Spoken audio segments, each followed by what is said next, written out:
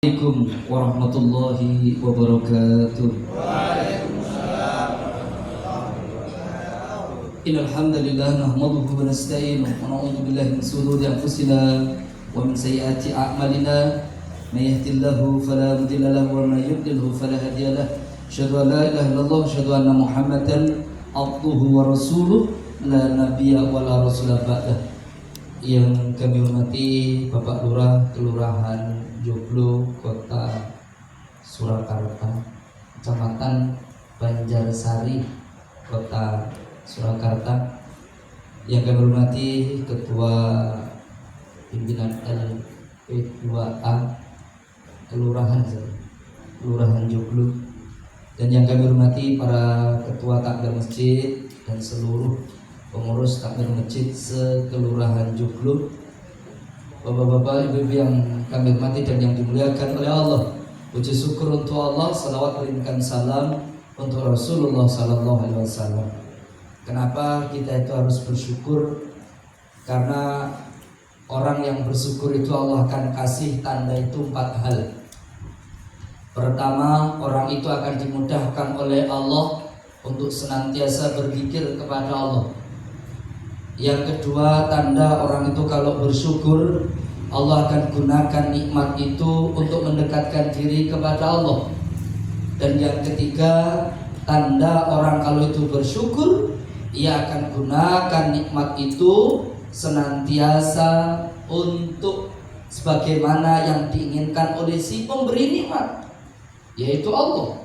Dan yang nomor keempat, tanda orang itu kalau bersyukur, orang itu senantiasa qanaah. Dan kenapa kita itu harus bersyukur?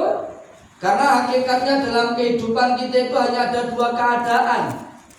Pertama itu nikmat, yang kedua musibah. Apapun hari ini, yang kemarin dan yang akan datang, keadaan kita itu ya hanya satu di antara 2 hal ini. Kalau nggak nikmat, itu musibah. Kita datang ke tempat ini nikmat. Kalau kita dikasih oleh Allah sakit, musibah. Gitu kan? Kita dikasih oleh Allah bisa berjalan ke tempat ini, bisa makan dengan enaknya, dan kita bisa membaca Al-Quran. Kita itu bisa berniat untuk ngaji, masya Allah. Ini nikmat.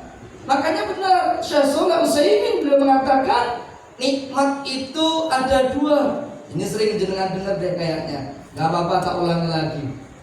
Pertama, nikmat yang menjadikan tegaknya badan kita. Dan yang kedua, nikmat yang menjadikan tegaknya agama kita. Sedangkan musibah, kata Imam As-Sa'rani, beliau mengatakan musibah itu ada 3. Pertama, terkadang musibah itu sebagai balasan dari dosa-dosa atau kemaksiatan yang pernah kita lakukan. Yang kedua, musibah itu terkadang sebagai bagian dari penggugur dosa-dosa kita. Dan yang nomor ketiga, terkadang musibah itu sebagai pengangkat derajat kita. Maka ketika Allah itu memberikan kepada kita itu musibah, kita itu hanya dituntut untuk bersabar.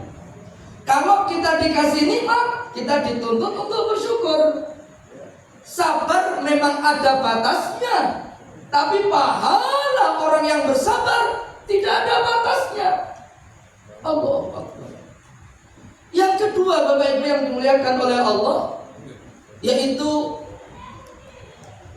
salawat beriringkan salam untuk Rasulullah Sallallahu Alaihi Wasallam.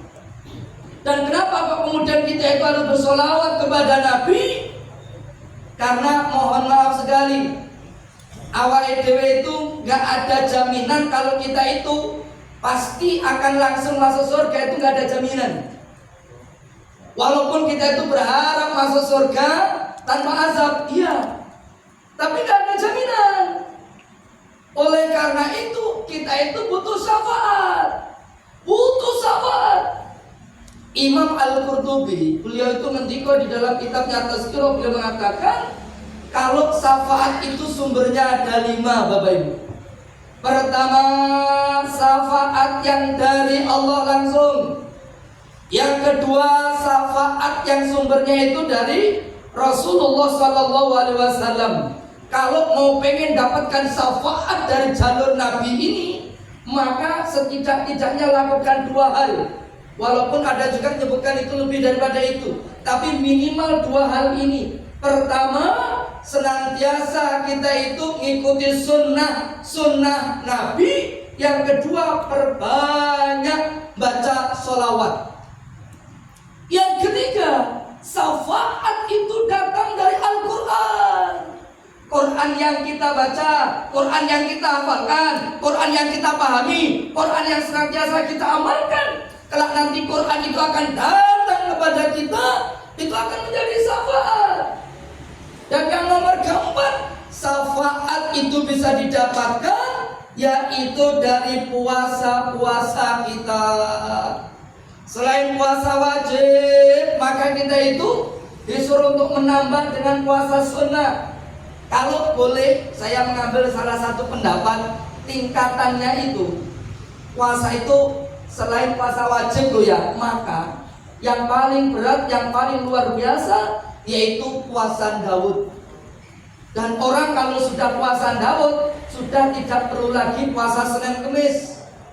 Walaupun nanti terkadang dia mendapati hari Senin atau hari Kamis tidak puasa, tapi terkadang juga mendapati Senin atau Kamis puasa. Maka orang kalau sudah puasa Daud, maka mencukupkan itu Daud, itu sudah lebih dari cukup.